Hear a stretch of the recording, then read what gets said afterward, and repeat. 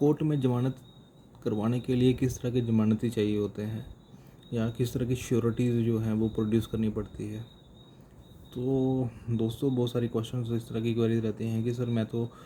मेरे अगेंस्ट में एफआईआर हो जाती है या मैट्रिमोनियल केसेस जो इस तरह के मेरे पास आते हैं लोगों के क्वेश्चन, तो वो ज़्यादातर रहते हैं कि भी 354 की ये जो है आईपीसी सेक्शन 354 में या 498 में 406 में आपके अगेंस्ट में एफआईआर हो गई है। तो इस तरह के केसेस में या थ्री से मतलब इस केसेस में आपके पास जो है वो बेल का क्या प्रोसीजर रहना चाहिए। तो बेल का प्रोसीजर के लिए मैंने ये लास्ट वीडियो मैंने आपके साथ शेयर की है जिसमें मैंने बेल के बारे में बताया है कि ये कैसे बेल होती है, किस तरह की बेल होती है, तो उसको प्रोसीजर को कैसे फॉलो करना है, वो मेरी लास्ट वीडियो आप देख सकते हैं। तो रही बात अभी कोर्ट में ज़मानती क्या होते हैं, तो कोर्ट में ज़मानती जो बोला जाता है कि श्योरिटी बॉन्ड चाहिए होते हैं वहाँ पे। तो दोस्तों बहुत सारे मेरे दोस्तों का क्वेश्चन रहता है कि सर हम तो बिलोंग करते हैं किसी दूसरे स्टेट से और एफआईआर हमारी हो रखी है किसी और दूसरी स्टेट में जाके, तो वहाँ वहाँ पे जाके जो है वो कोर्ट में हम लोग ज़मानती कैसे पेश करें या कैसे प्रोड्यूस करें। कोई विलिंगनेस ही नहीं है कोई किसी का जाने का वहाँ पे हमारे साथ, या कोई जानना नहीं चाहता, आपकी बेल देना नहीं चाहता है, तो उस केस में बहुत दिक्कत हो जाती है। तो उस केस में क्या करें।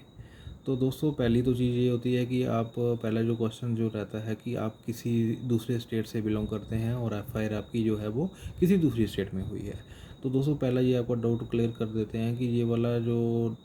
मन में जो चीज़ रहती है, आप इस मन में जो आपके ये डाउट आप बिल्कुल ख़त्म कर दीजिए। आप किसी भी स्टेट में रहते हो, किसी भी स्टेट से बिलोंग करते हो, पूरे भारत में किसी भी स्टेट में आपके अगेंस्ट में एफआईआर हुई हो, आप अपने लोकल जहाँ से आप बिलोंग करते हैं वहाँ से आप श्योरिटी जो है लेके जा सकते हैं। जो ज़मानती लेके जा सकते हैं वो आप कोर्ट में जाके प्रोड्यूस कर सकते हैं। तो ज़मानती के तौर पे कुछ दूसरा चीज़ वो और बता देता हूँ कि ज़मानती के तौर पे जैसे अगर आप बिलोंग करते हैं, सपोज़ अगर बोला जाए कि आप बिलोंग करते हैं उत्तराखंड से और आपकी एफआईआर हुई है राजस्थान में, तो जहाँ फिर गुजरात में, एक एग्जांपल के तौर पे एक बताते हैं, तो उसमें आप उत्तराखंड से अगर बिलोंग करते हैं तो आप उत्तराखंड से अपना ज़मानती अपने साथ लेके आ सकते हैं और कोर्ट में प्रोड्यूस कर सकते हैं। बशर्ते एक चीज़ जो है ज़मानती के पास होनी चाहिए, ज़मानती के पास जो है उसकी कुछ प्रॉपर्टी के कागज़ जो हैं वो ओरिजिनल उसके पास होने चाहिए जिसकी वो ज़मानत दे सके, आपकी वो श्योरिटी दे सके, कोर्ट में प्रोड्यूस कर सके। तो हालांकि हमारे कोर्ट में ये भी प्रोविज़न है कि आप जो है वो जो मतलब आपके पास अगर कोई या आपके फैमिली में किसी के पास जो है गाड़ी है, व्हीकल है, फोर व्हीलर है, टू व्हीलर है, तो हमारे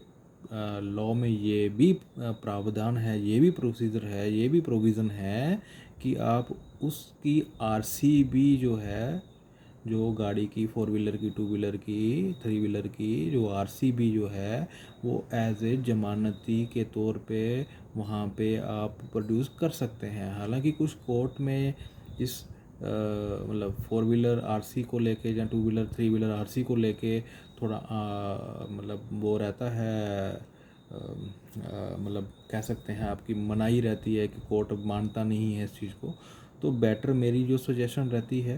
कि आप ज़मानती लेके आएँ, अपनी ही स्टेट से लेके आएँ और वहाँ से ज़मानती के जो पास जो है वो कोई प्रॉपर्टी, छोटी मोटी प्रॉपर्टी हो, उसके लीगल पेपर जो हैं वो होने चाहिए, वो आप उसको जाके कोर्ट में प्रोड्यूस कर सकते हैं एज ए श्योरिटी बॉन्ड।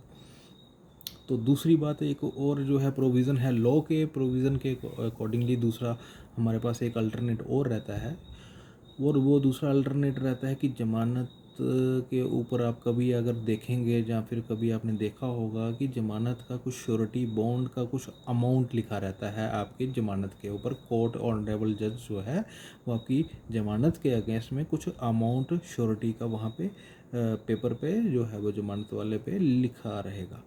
तो दोस्तों उसमें ऐसा नहीं है कि आपको पैसे देने पड़ते हैं, तो पैसे नहीं देने पड़ते हैं, बट वो एक श्योरिटी रहती है आपके एंड से कि आप कल को अपनी कोर्ट हेयरिंग में जो है वो आते रहेंगे, तो ये आपकी श्योरिटी है। वो आपका दूसरा बंदा आप खुद वो श्योरिटी नहीं दे सकते, आपका दूसरा बंदा जो है वो आपकी श्योरिटी वहाँ पे दे सकता है। तो वहाँ पे आप उस केस में जो है उस पर्टिकुलर अमाउंट का जो है वो एफडी फिक्स डिपॉजिट भी आप कोर्ट में जो है जो डिपॉजिट करवा सकते हैं, वहाँ पे जमा करवा सकते हैं। तो ऐसा नहीं है कि आपकी एफडी जो है वो वहाँ पे कोर्ट में जमा होगी तो वो कोर्ट में पैसा चला गया, नहीं। वो आपका जब तक वो ट्रायल चलेगा उस पर्टिकुलर केस में, तो वो पर्टिकुलर केस का जैसे ट्रायल ख़त्म होगा, वो पर्टिकुलर ट्रायल के बाद आप उस एफडी को वापस कोर्ट से ले सकते हैं। तो उसका इंटरेस्ट इंजॉय करिए, घबराने का नहीं है। आप उसको इंटरेस्ट आपका जो है वो ऐड ऑन होता रहेगा पर ईयर। अगर 2 साल आपका कोर्ट में ट्रायल चलेगा, 2 साल का वो आपका एफडी में इंटरेस्ट है वो आपको बैंक वाला ऐड ऑन करता रहेगा, तो घबराने का नहीं है। तो इस तरह का जो प्रोसीजर है आपको श्योरिटी का जो है रहता है क्राइटेरिया, वो मैंने आपको बता दिया। इसके बाद भी अगर कोई डाउट आपको लगता है, कुछ क्वेश्चंस आपके रहते हैं, तो दोस्तों आप मुझे कमेंट सेक्शन में जाके आप अपना क्वेश्चन जो है वो रेज़ कर सकते हैं। मैं आपके क्वेश्चंस का जो है वो रिप्लाई आपको कर दिया करूँगा। तो वीडियो अच्छी लगी हो, लीगल इन्फॉर्मेशन अच्छी लगी हो, तो इस तरह की लीगल इन्फॉर्मेशन के लिए वीडियो के लिए जो है लाइक्स, सब्सक्राइब और शेयर कर दीजिए दोस्तों। Thank you.